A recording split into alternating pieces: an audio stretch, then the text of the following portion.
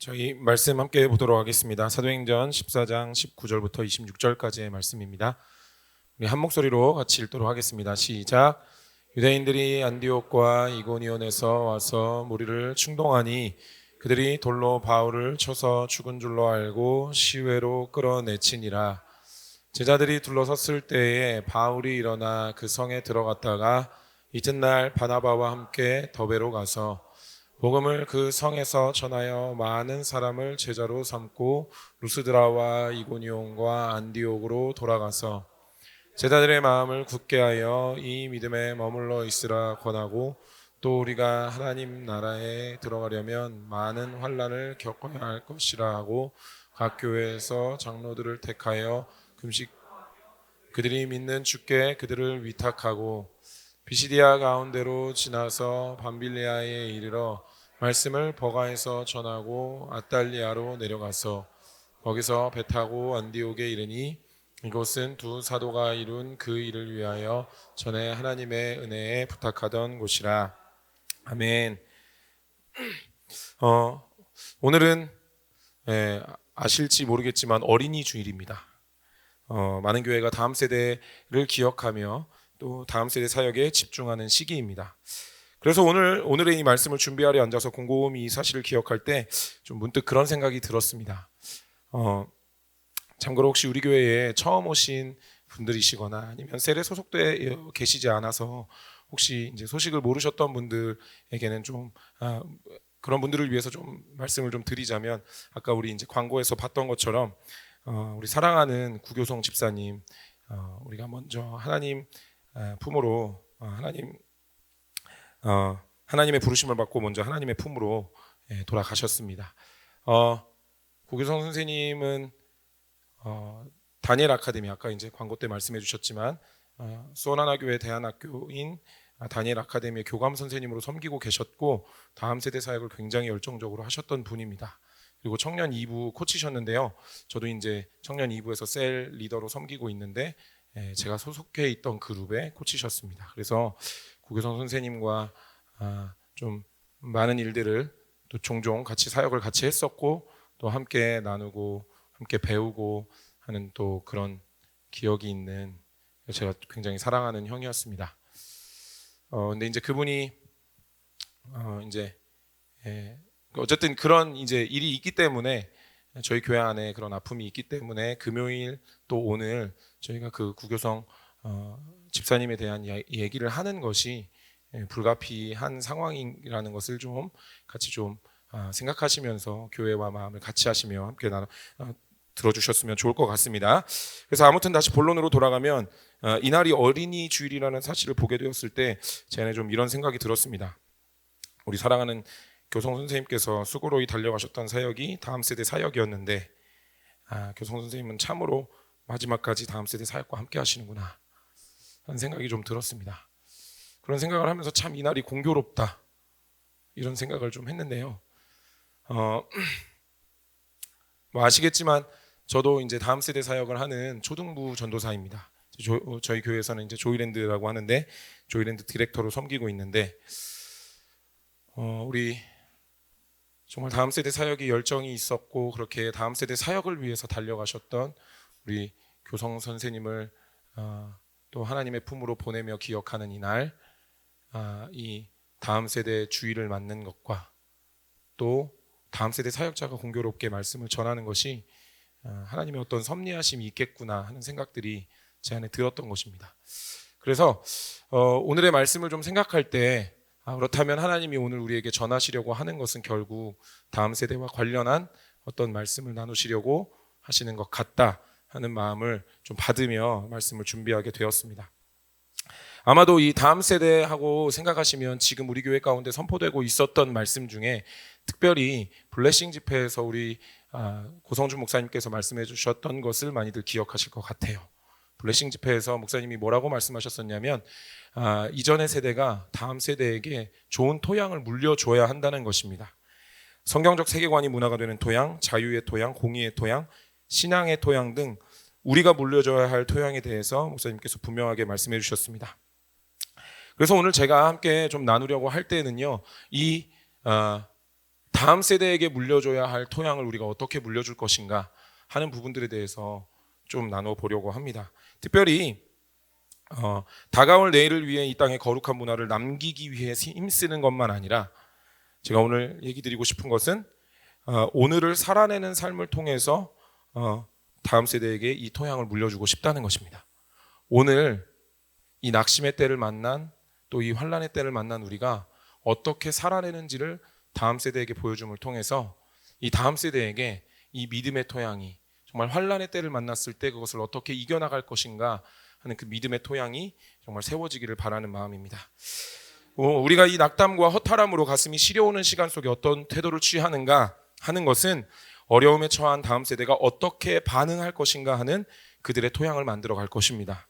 그러므로 오늘 이 시간 우리가 선택하는 믿음의 태도를 통해 우리 다음 세대에게 이겨내는 믿음, 싸워내는 믿음, keep going 하는 믿음, 한 걸음 내딛는 믿음, 그 믿음의 토양을 물려주게 될 것입니다.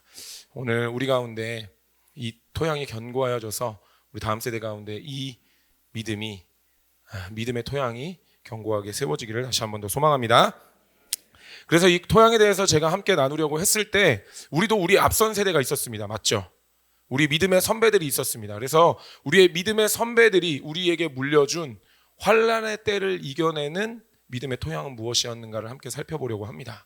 이것을 통해서 우리가 어떤 믿음의 토양을 물려줘야 하는가 하는 것을 함께 살펴보려는 것이죠.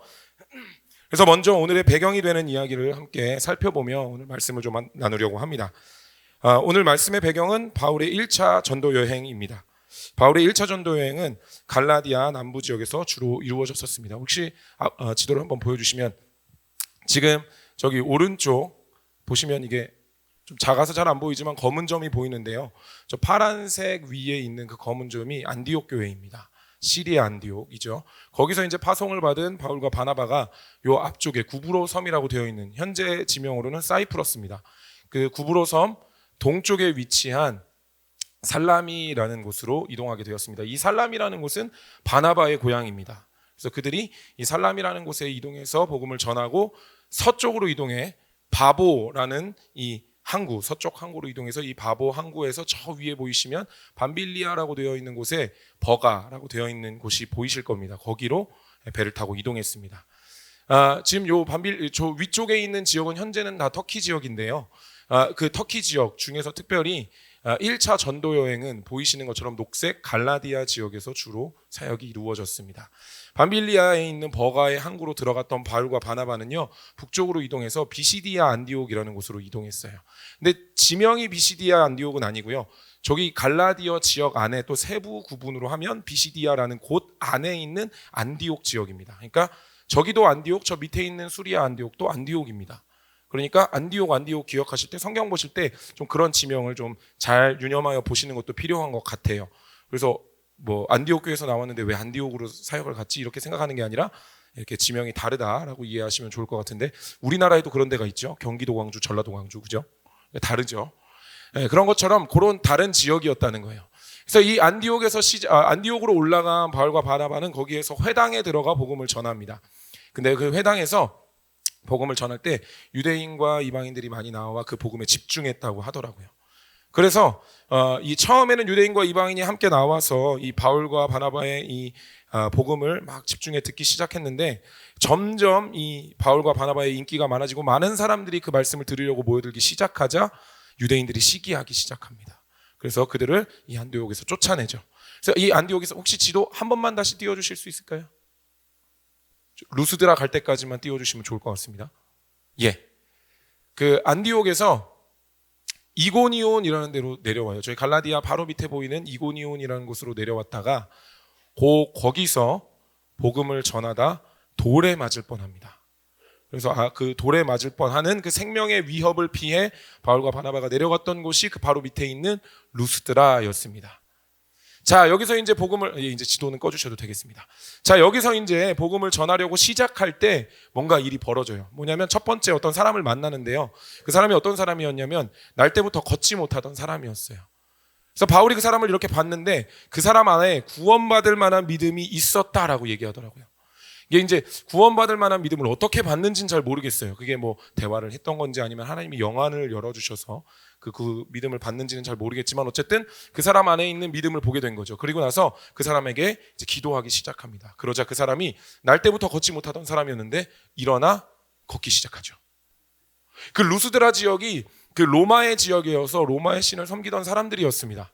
그래서 그들이 날 때부터 걷지 못하던 사람을 일으키는 기적을 보이자 그 지역의 사람들이 이 바울과 바나바를 신으로 추앙하게 되는 거예요. 신이 내려왔다 막 이렇게 얘기하면서 그들을 신으로 추앙하는 겁니다. 그래서 바울은 헤르메스, 바나바는 제우스다 이렇게 얘기를 했어요. 헤르메스는 신들의 대변인입니다. 그리고 제우스는 신 중의 신이었죠. 그러니까 제 생각에는 아마도 바나바가 뒤쪽에서 이렇게 무게 잡고 있으니까 제우스인 것 같았고 앞에서 계속 떠드니까 바울이 헤르메스라고 얘기하지 않았나 뭐 이렇게 생각을 해봅니다. 그래서 이제 신들 중에 막 신이라고 막 이렇게 추앙하면서 뭘 하려고 했냐면 바울과 바나바를 데려다가 그 앞에서 제사를 지내려고 한 거예요. 그러니까 이게 그러면 안 되잖아요. 그래서 바울과 바나바가 그들을 긋고 말리기 시작합니다. 겨우겨우 말려서 그들을 이제 다시 돌려보냈는데 성경의 기록이 놀라운 것은 이 일이 있고 난 후 얼마의 시간이 지나 이 이고니온과 안디옥에서 사람들이 내려왔는지에 대해서 성경은 말하고 있지 않고요. 오히려 이 사건이 일어난 바로 다음에 성경은 이 얘기를 하고 있는 겁니다. 이고니온과 안디옥에서 사람들이 내려와 바울을 돌로 쳤다는 거예요. 이고니온에서 바울을 돌로 치려고 했던 그 시도를 이제 이 루스드라에서 이행했다는 겁니다. 그래서 바울을 돌로 쳤는데 얼마나 심하게 쳤는지 아마도 죽은 것 같았대요. 그래서 그를 끌어다가 그 성문 밖으로 내쳤다고 하죠. 사람들이 이 진짜 바울을 얼마나 심하게 쳤었던지 정말 진짜 죽은 것 같아서 그 바울을 바깥에 내놓자 그 바울의 제자들이었던 사람들이 그 바울을 둘러쌌습니다. 그러자 그때 겨우겨우 살아난 바울이 의식을 차리기 시작합니다. 제자들이 아마도 바울을 데리고 루스드라로 들어갔던 것 같아요. 아니면 바울이 치료를 받으러 들어갔을 수도 있죠. 성경은 뭐라고 얘기하냐면 그 바울과 바나바가 그러니까 바울이 돌에 맞았는데 깨어나자마자 루스드라로 들어갔다가 이튿날 더베로 향했다고 얘기하고 있습니다. 우리 함께 성경 한번 볼까요? 사도행전 14장 20절 21절의 말씀입니다. 우리 같이 한번 읽어보도록 하겠습니다. 시작. 제자들이 둘러섰을 때에 바울이 일어나 그 성에 들어갔다가 이튿날 바나바와 함께 더베로 가서 복음을 그 성에서 전하여 많은 사람을 제자로 삼고 루스드라와 이고니온과 안디옥으로 돌아가서. 여러분 보이십니까? 바울이요 돌 맞고 그날 루스드라 들어갔다가 그 다음날 더베로 향했다는 겁니다. 더베는 루스드라 성에 인접한 성이었던 것 같아요. 거리상으로 그리 멀지 않은 곳이라고 성경이 표현하고 있는 것 같아요. 그래서 제가 찾아봤는데 루스드라에서 더베까지의 거리가 한 48km 정도 됐대요. 그러니까 감이 좀 없으실 것 같아서 제가 그래서 찾아봤습니다. 이 수원하나교회에서 여의도까지 가면 45km입니다. 고속도로 타고요. 이해되시죠? 그러니까 지금 여기서 여의도 정도 되는 거리를 그 이튿날 출발했다는 거예요. 그 바울이 어떤 상태였습니까? 성한 상태가 아니었겠죠. 돌에 맞아서 정말 사람들이 죽었다고 생각할 만큼 그렇게 성한 구석이 없는 그런 모습이었을 겁니다. 곳곳에 멍이 들었을 거고요. 피투성이었을 거고요. 이곳저곳 돌에 맞은 흔적이 있었을 겁니다. 이곳저곳이 부서져 구석구석 아팠을 거예요. 그런데 바울은 성경의 기록에 의하면 아랑곳하지 않고 곧장 다음날 더베로 갑니다. 그리고 그가 여전히 하던 대로 복음을 전했죠. 저는 그렇게 생각해 보게 됐습니다. 바울이 피할 길은 없었을까? 피하면 안 됐나?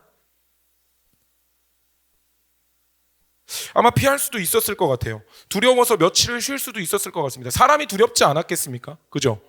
사람들에게 돌을 맞았습니다. 복음을 전하다가 돌을 맞았어요. 아마도 복음을 또 전하면 돌에 또 맞을 수도 있다는 위협과 두려운 마음이 없었을까? 뭐 강골의 사람이라서 그랬을 수도 있지만 사람이라면 적어도 그런 트라우마가 있을 수 있었겠죠. 근데 바울은 거기에서 피하지 않았다는 거예요. 그리고 1차 전도 여행을 시작하면서 바나바의 고향인 이 살라미에서 시작하잖아요. 바울은 왜 고향으로 가면 안 됐을까요? 바울의 고향도 인접한 지역에 있었습니다. 그런데 바울은 고향으로 돌아갈 생각도 몸을 추스를 생각도 하지 않았던 것입니다. 바울은 그렇게 선택하지 않았다는 것이죠. 그냥 일어나 바로 다음날 더베로 가서 복음을 전했다는 것입니다. 그가 어제 루스드라로 들어갔듯 오늘 여전히 그렇게 했다는 것이죠. 그런데 바울 이후의 행보를 보면 더 이해되지 않는 모습을 보입니다. 우리 지도, 아까 봤던 지도 한 번만 다시 띄워주실까요? 제가 여기 이제 사실은 써왔어야 되는데 안 써온 게 있는데요. 제가 극단적 피라 그렇습니다. 어쩔 수 없죠. 저 길리기아라고 써 있는데 보이세요? 파란색으로. 거기에 움푹 들어가 있는 만이 하나 보이시죠? 저쪽 그 많고 짝 모서리쯤이 다소라는 지역인데요. 거기가 바울의 고향입니다. 그러니까 오늘 더베로 들어갔던 바울이요, 거기서 복음을 전했으면 저 다소로 이동해서 충분히 시리아 안디옥으로 갈 만한 길이 있었다는 거예요. 그리고 그때 길이 확실히 있었습니다. 어떻게 확신할 수 있냐면요, 바울의 2차 전도 여행을 보면 안디옥에서 시작해서 다소로 갔다가 다소에서 더베로 가는 길이 나옵니다. 그러니까 그 반대로 가는 길이 분명히 있었다는 거예요. 근데 바울이 그 길로 가지 않았습니다. 다음 지도 한번 보여주시겠어요? 바울의 길이 혹시 보이십니까? 어떻게 돌아갔는지요? 바울이요, 더베에서요, 저 초록색 길이 갔던 길, 빨간색 길이 돌아오는 길입니다. 즉 돌아오는 길을 보시면 더베에서 루스드라로 갑니다. 그리고 이고니온, 안디옥으로 가죠. 제 생각 같으면 저 더베에서 루스드라로 갔다가 바로 버가로 가서 배를 타고 안디옥으로 빨리 이동하면 훨씬 나았을 것 같은데 바울이 그렇게 하지 않았다는 거예요. 이고니온과 안디옥으로도 올라갔다는 거예요. 여러분 한번 생각해 보십시오. 루스드라에서 돌에 맞았습니다. 그래서 루스드라로 돌아가는 것도 힘들었을 텐데 그 돌을 던진 사람들은 루스드라 사람이 아니었죠. 이고니온과 안디옥 사람이었습니다. 그러면 저 이고니온과 안디옥 성에 가면 분명히 자기에게 돌을 던진 사람들이 있었을 거라는 거예요.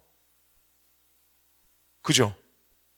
근데 저기를 지금 바울이 피하지 않고 통과해서 갔다는 것입니다.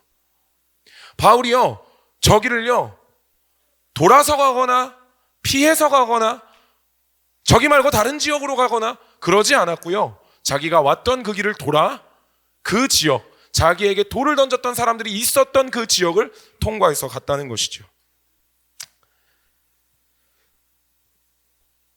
지도에서 보이는 것처럼 더베에서 버가로 가는 것이 훨씬 가까운 길이 아니었을까요?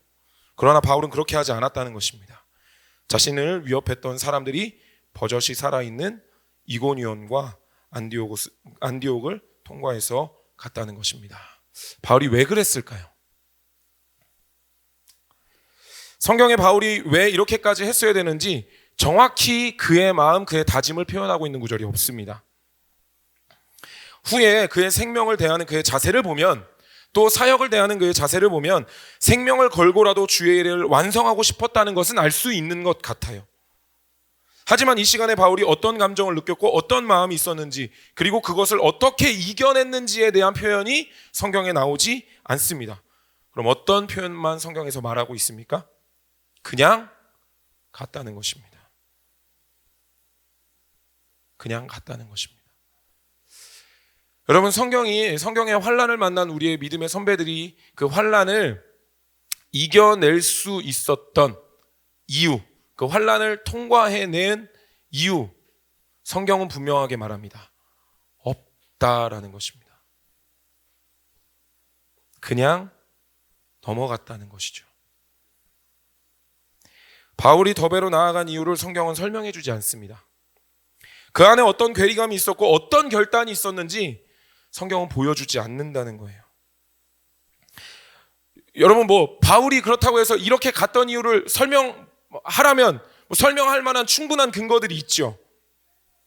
이방인의 사도였기 때문에 그 사도로서의 부르심이 있어서 그 길을 걸어갔다라고도 볼 수 있고, 거기에 교회가 세워져 있었기 때문에 그 교회를 가려고 했다라고도 볼 수 있을 겁니다. 사도행전 15장 36절에 보면 이 바울이 2차 전도 여행을 하기 전에 이런 얘기를 합니다. 우리 같이 한번 읽어볼까요? 며칠 후에 바울이 바나바더러 말하되 우리가 주의 말씀을 전한 각 성으로 다시 가서 형제들이 어떠한가 방문하자 하고. 이게 되게 놀라운 구절인데요. 1차 전도 여행은 성령께서 안디옥 교회에서 바울과 바나바를 따로 세우라고 하시며 보내도록, 선교를 보내도록 말씀하십니다. 근데 2차 전도 여행, 바울의 2차 전도 여행의 시작은 바울이 자기가 만났던 사람 보러 가겠다는 거예요. 바울의 의지, 또 바울의 갈망, 이게 2차 전도 여행을 시작하는 동력이 되었다는 것입니다. 그런데 거기서 지금 바울이 무엇을 얘기하고 있냐면요, 우리가 주의 말씀을 전한 각 성으로 다시 가서 이렇게 얘기하고 있습니다.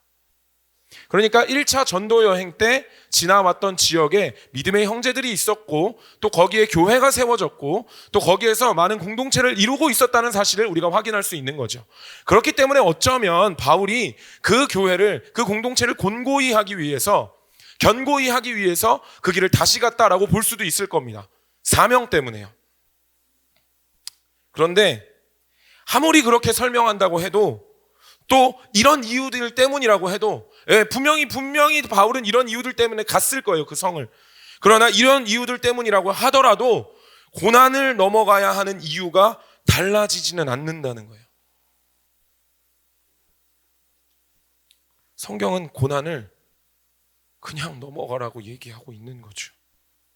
사명이 우리를 붙들고 가고, 사명이 오늘 이 고난을 이겨낼, 이 환난의 때를, 낙심의 때를 이겨낼 동력을 허락하긴 하지만, 그렇다고 이 사명이 고난 앞에서 돌아가면 안 된다고 우리에게 분명하게 말하진 않았다는 거예요. 그렇게 말하고 있지 않았다는 거예요. 성경도 우리에게 말씀하고 있지 않습니까? 그들의 내면이 어떻게 바뀌었는지, 그것을 어떻게 해결했는지 말씀해 주지 않는다는 거예요. 바울에게 투철한 사명감이 있었고 그것을 붙잡았기 때문에 이 싸움을 승리했다라고 성경이 말하고 있지 않다는 거예요. 그냥 넘어갔다는 거예요. 그냥 넘어갔다는 거예요. 여러분에게 한번 여쭤보고 싶습니다. 이유가 없는 고난에 대해서 혹시 설명하실 수 있습니까? 왜 우리가 이런 일을 만나는지에 대해서 이해가 가능하십니까? 만약 이해가 가능하지 않더라도 이 일을 넘어갈 수 있도록 설명해내실 수 있을 것 같으세요? 저는 없다고 생각합니다. 얼마 전 제가 이제 수요훈련 강사로도 섬기고 있는데, 그 수요훈련에서 의인의 고난에 대한 질문을 받았던 적이 있습니다. 의인이 왜 고난을 받나요? 저는 이 부분에 대해서 이렇게 대답했습니다. 원래 그리스도인은 고난받습니다. 2000년 기독교 역사 가운데 그리스도인에게 고난이 없었던 적이 그렇게 많지 않아요.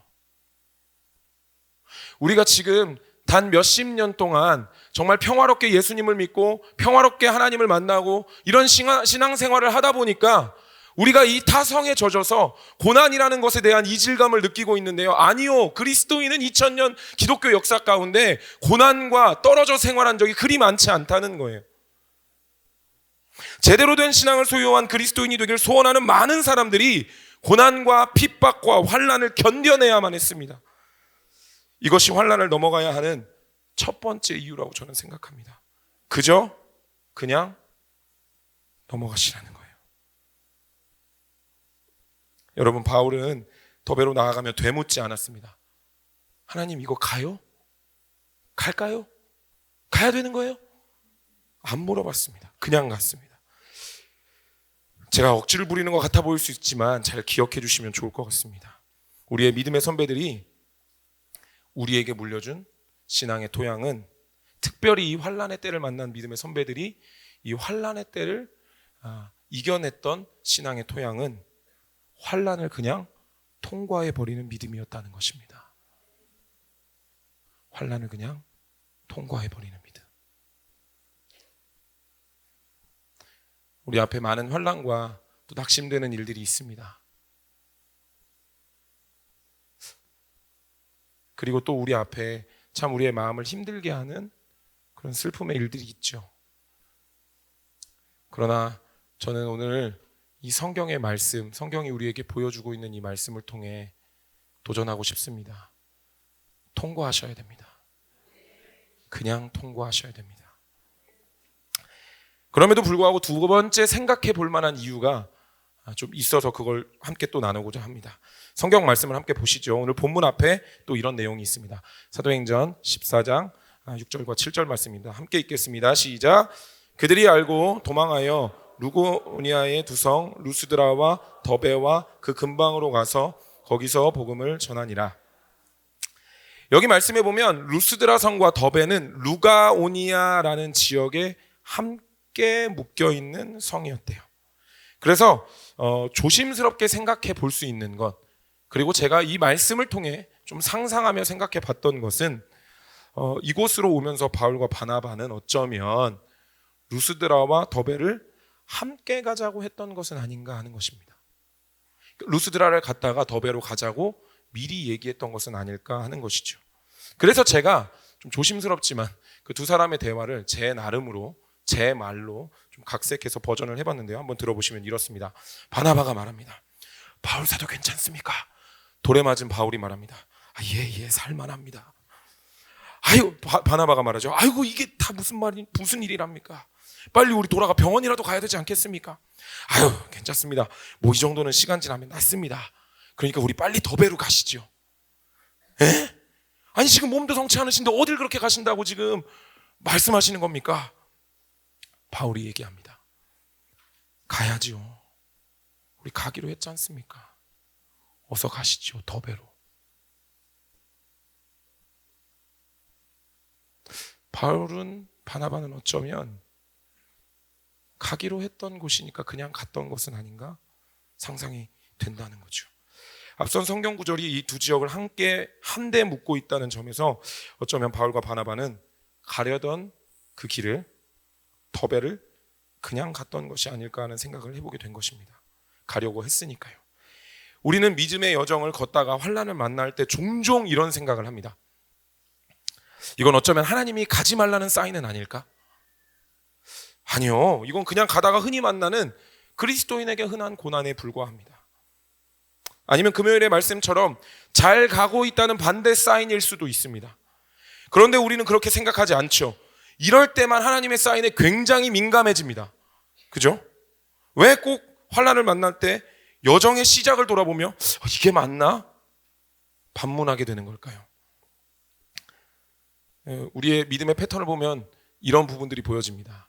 우리는 어떤 믿음의 도전과 믿음의 도전을 시작하려고 할 때 굉장히 많은 하나님의 확인을 구할 때가 많습니다. 말씀해 주세요. 또 친구를 통해 말씀해 주세요. 상황을 열어주세요. 그러면서 여러 가지 상황들을 구하며 믿음의 도전을 시작하죠. 근데 중간에 멈추거나 잠깐 쉬는 일에 대한 절차는요, 굉장히 짧습니다. 그죠? 마음이 안 내켜서. 마음이 안 내켜. 몸이 아파서. 그죠? 몸이 아프면 우리는 중단하고 쉬기를 쉬워하죠. 낙심이 되어서. 하루 정도는 쉴 필요가 있어서. 그렇지, 쉬엄쉬엄 가는 거야. 뭐 이런 날도 있는 거야. 이러면서 쉴 때가 있잖아요. 그죠? 믿음의 여정을. 날씨가 안 좋아서. 무슨 공사장입니까? 날씨가 안 좋다고 쉬게. 근데 사실 노방전도 나갈 때 이 핑계 저 정말 많이 내봤습니다. 하나님, 날씨가 안 좋은 걸 보니 날씨는 하나님의 소관인데 오늘 나가지 말라는 뜻이군요. 이러고 전도를 쉬는 일이 있다는 거예요. 우리 이런 일 때문에 믿음의 도전을, 또 믿음의 걸음을 멈추거나 쉴 때가 있지는 않냐는 겁니다.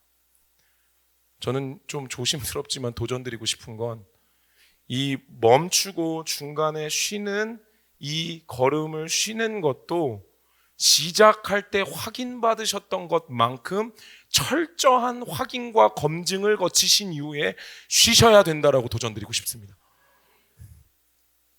시작할 때는 막 엄청 많이 기도하잖아요. 금식하고 맞는지. 쉬려면 똑같이 해야 된다는 거예요.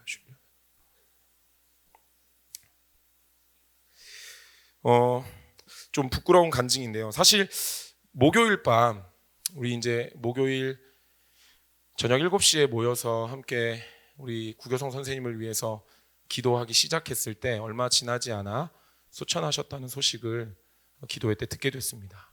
정말 많은 분들이 그 자리에 털썩 주저앉으셔서 계속 자리를 뜨지 못하고 앉아 계시는 걸 보게 됐는데요. 저는 아무래도 사역자이다 보니까 이후의 일에 대해서 어떻게 해야 할지에 대한 부분이 굉장히 신경이 쓰이기 시작했습니다. 그래서 오늘쯤은 나라 기도회 쉬어야 되는 거 아닌가 하는 생각을 하게 됐죠. 그래서 이 부분에 대해서 이제 또 우리 우리 교회에 또 계신 믿음의 선배들, 또 중보기도와 관련해서 태완전도사님, 또 우리 디렉터 목사님들, 또 디렉터분들, 그리고 사모님, 이런 분들께 한번 여쭤봤습니다. 나라기도회 어떻게 해야 되냐고. 근데 keep going 하자고 얘기하시더라고요. keep going. 사실 기도회를 하고 난 뒤에는 이게 하는 게 맞았다라는 생각을 하게 됐지만, 그 순간, 그 말을 처음 듣는 순간 제 마음에는 야, 우리 교회 진짜 지독하다, 이런 생각을 했습니다. 여러분 어떻습니까? 혹시 제가 환난을 만났을 때 그냥 넘어가시라고 얘기하고 있는 이 말이 여러분도 혹시 그렇게 들리시지는 않습니까? 참 지독하다. 참 지독하다. 전 그럼에도 불구하고 성경이 우리에게 말씀하고 있기 때문에 다시 한 번 더 도전을 드립니다. 가시려던 그 길 멈추지 말고 가셔야 됩니다. 멈추지 말고 다시 믿음의 걸음을 걸으시기를 축복합니다. Keep going, keep going 하셔야 됩니다. 이 keep going이라는 표현가 참 놀라운데요. 이게 우리 목사님께서 그 올 초에 이 keep going이라는 표현을 선정하셨단 말이죠. 처음에 이 keep going이라는 표현을 선정하셨을 때 keep going in 샬롬이어서 저희는 인 샬롬이 큰 글자인 줄 알았어요. 그래서 포스터를 그릴 때도 인 샬롬을 크게 그렸습니다. 그랬더니 우리 이제 또 수석 디렉터 목사님이신 우리 희주 목사님께서 아니라고, keep going이 크고 인 샬롬을 작게 써야 된다고. 그래서 인 샬롬이 큰 거 아닌가라고 생각했는데, 하루하루 몇 달씩을 이제 시간을 지나면서 보니까 keep going이 큰 글자가 맞는 것 같습니다. 우리 keep going 하셔야 됩니다. 근데 이게 올해의 표만이 아니라 정말 환난의 때를 만나는 우리가 항상 기억해야 할 것은 이 keep going이라는 이 표현인 줄로 믿습니다. 어려움의 때를 만나신 분이 계십니까? 환난의 때를 지나고 계신 분이 계십니까? 낙심하고 슬퍼하시는 분이 계십니까? 표를 꼭 기억하십시오. keep going 하셔야 됩니다. 그냥 하시려던 그대로 그 길 걸어가십시오. 개인적으로도 공동체로도 저는 우리가 이 keep going을 해낼 때 이 환난의 때를 넘어가게 되는 줄 믿습니다. 그런데 우리가 여기서 멈추면 안 되는 이유가 있습니다. 그러니까 환난의 때를 넘어가야 하는 것은 성경이 그냥 넘어가야 된다라고 얘기하지만, 멈추면 안 되는 이유에 대해서는 성경이 분명하게 얘기하고 있다고 생각합니다. 예수님도 그랬고 바울도 그랬고 우리의 믿음의 선배들이 지독하게 keep going 했던 이유는 다음과 같다라고 한번 볼 수 있습니다. 우리 로마서 8장 28절, 또 히브리서 12장 1절 2절 함께 보도록 하겠습니다. 읽겠습니다. 시작. 생각하건대 현재의 고난은 장차 우리에게 나타날 영광과 비교할 수 없도다. 이러므로 우리에게 구름같이 둘러싼 허다한 증인들이 있으니 모든 무거운 것과 얽매이기 쉬운 죄를 벗어버리고 인내로써 우리 앞에 당한 경주를 하며 믿음의 주요 또 온전하게 하시는 이인 예수를 바라보자. 그는 그 앞에 있는 기쁨을 위하여 십자가를 참으사 하나님 보좌 우편에 앉아. 아멘. 이 두 구절이 보여주는 동일한 의미는 우리 앞에 당면한 문제가 녹록지 않다라는 것입니다. 그 십자가, 그 고난의 자리가 사실 그렇게 녹록지 않다는 거예요. 믿음의 여정을 시작하면 모든 것이 해결될 줄 알았지만 사실 그렇지 않습니다. 우리의 현실이 그렇지 않죠. 믿음의 경주를 시작하면 곱게 깔린 트랙 위를 달릴 거라고 우리는 생각합니다. 하지만 그렇지 않습니다.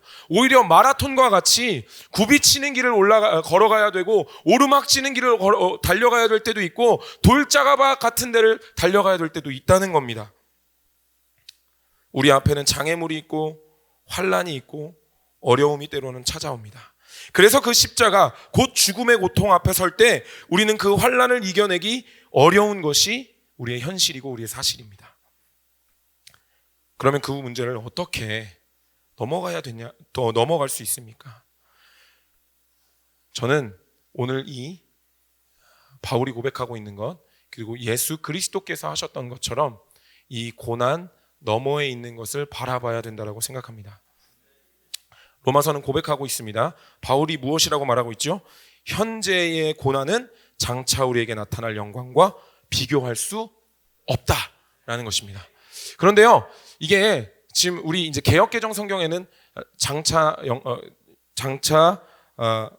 우리에게 나타날 영광과 비교할 수 없다라고 고백하지만 다른 번역 성경을 보면 이 비교할 수 없다는 말 앞에 무엇인가 한 단어가 끼워져 있습니다. 우리 같이 한번 제가 끼워놓은 단어를 보시죠. 다른 성경 버전, 영어 버전이나 또 우리 새번역이나 이런 것들을 보시면 이 단어가 하나 끼어 있습니다. 우리 같이 한번 읽어보겠습니다. 시작.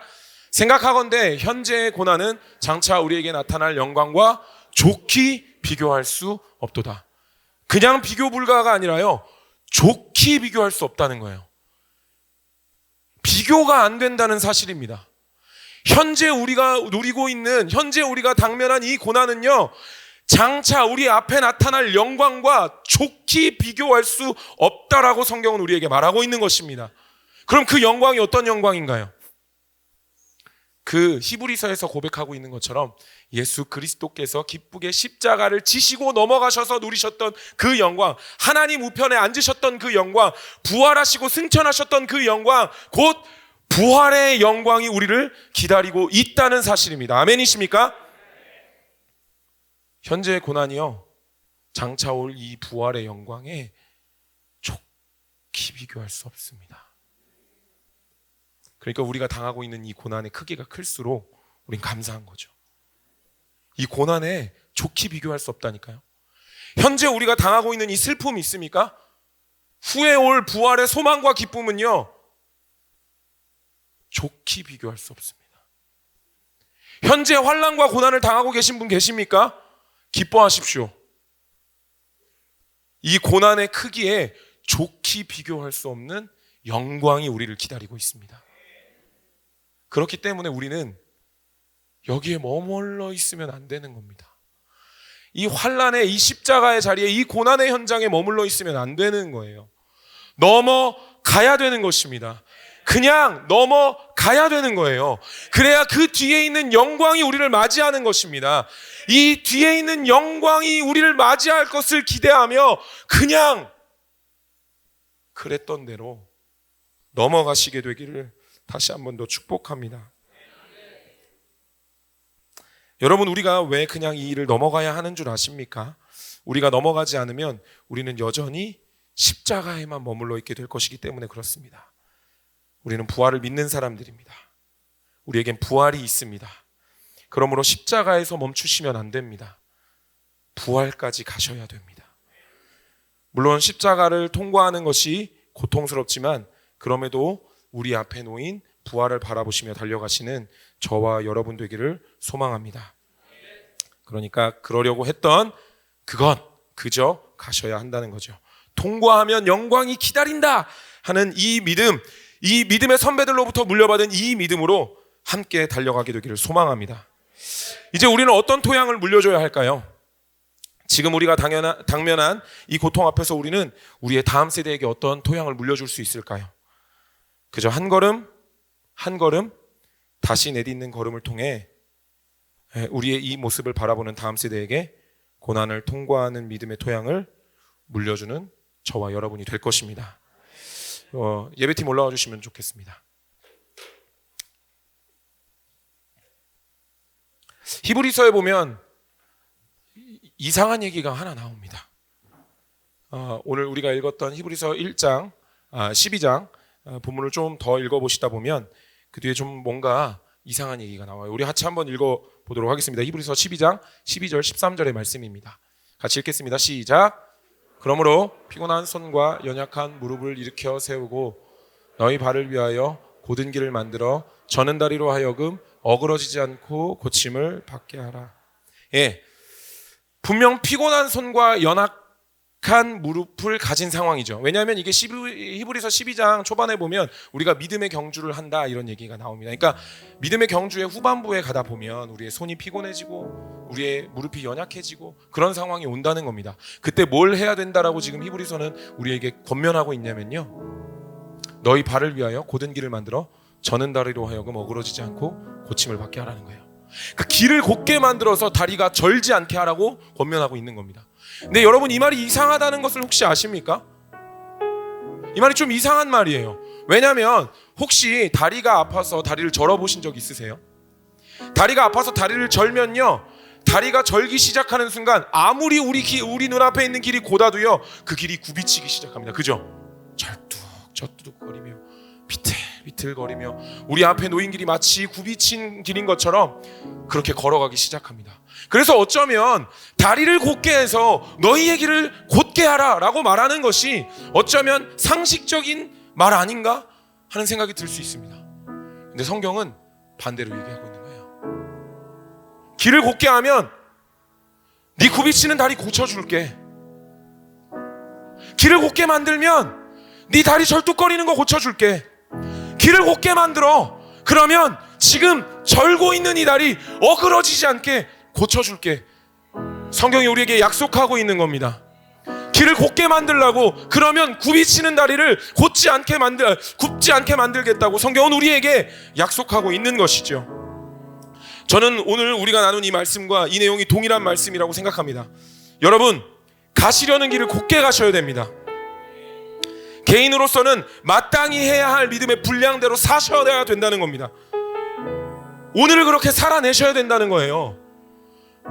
환난 앞에 혹시 이곳 가운데 낙심되는 마음 가운데 슬픔 때문에 혹시 개인적으로 하나님 앞에 서원하여 달려오고 있던 것 잠시 멈춘 분 없습니까? 끼니 묵상, 통독, 예배, 개인기도, 전도, 나라기도에 참석하는 거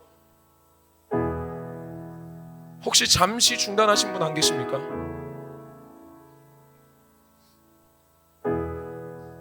이 모든 거 쉬지 말라고 성경이 권면하는 겁니다. 곧장 가라고 우리에게 말씀하시는 겁니다. 이 우리 앞에 놓인 길을 굽게 하지 말고 곧게 펼쳐놔. 그럼 그 다리 고쳐줄게. 하나님 우리에게 약속하시는 겁니다. 공동체적으로도 마찬가지죠. 우리에게 맡겨주신 사명과 우리 공동체가 현재 마땅히 해야 할 일들 쉬지 말고 keep going하여 그 길을 만들라고 하나님 우리에게 말씀하시는 것입니다. 그렇게 할 때 지금처럼 우리 공동체 가운데 있는 이 비통한 마음, 두려운 마음, 낙심된 마음 하나님께서 고쳐주실 겁니다.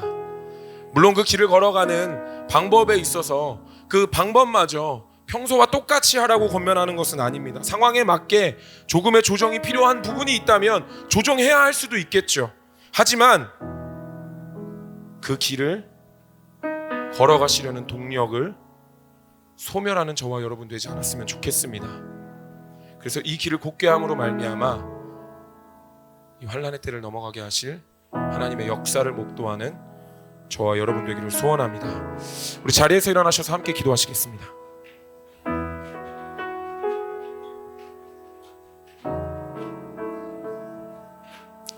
우리 시간 함께 하나님 앞에 이렇게 기도했으면 좋겠습니다. 하나님, 성경의 말씀을 통해 우리의 믿음의 선배들이 보여주고 있는 이 믿음의 토양, 하나님 그것 우리에게 물려주셨는데 하나님 오늘 이때에 우리도 이것을 살아냄을 통해 하나님 우리 다음 세대에게 이 믿음의 토양 물려주게 하여 주시옵소서. 환난의 때를 이겨내는 믿음, 환난의 때를 이겨내는 믿음, 낙심한 때를 통과하는 믿음, 하나님 이거 우리 다음 세대에게 물려줄 수 있게 하여 주시옵소서. 성경이 말씀하고 있는 것처럼 그냥 가려던 길을 다시 갔던 믿음의 선배들처럼 우리 이 믿음의 토양을 우리 다음 세대에게 물려줄 수 있게 하여 주시옵소서. 우리 이 믿음으로 결단하며 함께 기도하실 때 우리 주여 한 번 부르짖고 우리 이 마음을 다시 한 번 더 하나님 앞에 선포하며 이 믿음의 토양이 우리 다음 세대 가운데 일어나게 될 것을 소원하며 우리 주여 한 번 부르짖고 우리 간절하게 함께 기도하며 나가도록 하겠습니다. 기도하겠습니다. 주여!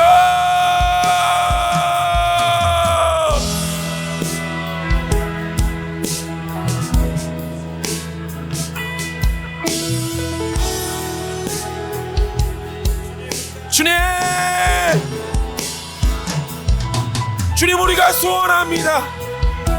하나님 우리가 소원합니다. 우리의 믿음의 선배들이 환난의 때를 어떻게 넘어갔는지를 하나님이 보여주셨던 그 모양대로 하나님, 우리도 우리 다음 세대에게 그 모습을 전달하는 우리 세대가 되기를 다시 한 번 더 소원합니다. 주께서 신실하셨던 것처럼, 주께서 그렇게 신실하셨던 것처럼 하나님, 우리도 주님 앞에 신실할 수 있게 하여 주십시오. 우리의 믿음의 선배들이 신실했던 것처럼 우리도 신실하게 반응하게 하여 주시옵소서.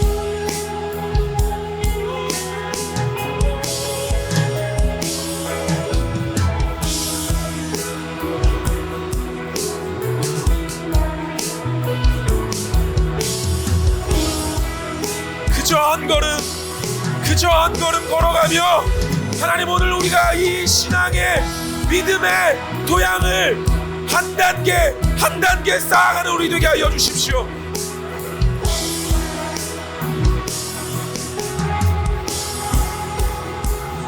밤이 낮아지나 어제나 오늘도 영원히 주만 찬양해. 괴롭고 슬플 때 낭만하여 넘어져도 언제나 주만 찬양하겠네. 밤이 낮아지나 어제나 오늘도 영원히 주만 찬양해. 괴롭고 슬플 때 낭만하여 넘어져도 언제나 주만 찬양하겠네. 나의 소망 되신 주, 나의 소망 되신 주, 주를 바라봅니다. 다시 오실 나의 왕 예수, 주를 기다립니다. 나의 소망 되신, 나의 소망 되신 주, 주를 바라봅니다. 다시 오실 나의 왕 예수, 주를 기다립니다. 밤이 낮아지나 어제나 오늘도 영원히 주만 찬양해. 괴롭고 슬플 때 낭만하여 넘어져도 언제나 주만 찬양하겠네. 밤이 낮아지나 어제나 오늘도 영원히 주만 찬양해. 괴롭고 슬플 때 낭만하여 넘어져도 언제나 주만 찬양. 밤이 낮아지나 낮아지나 어제나 오늘도 영원히 주만 찬양해. 괴롭고 슬플 때 낭만하여 넘어져도 언제나 주만 찬양하겠네.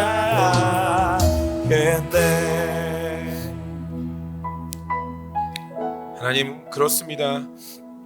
우리가 밤이나 낮이나 어제나 오늘이나 동일하게 우리의 상황과 환경과 상관없이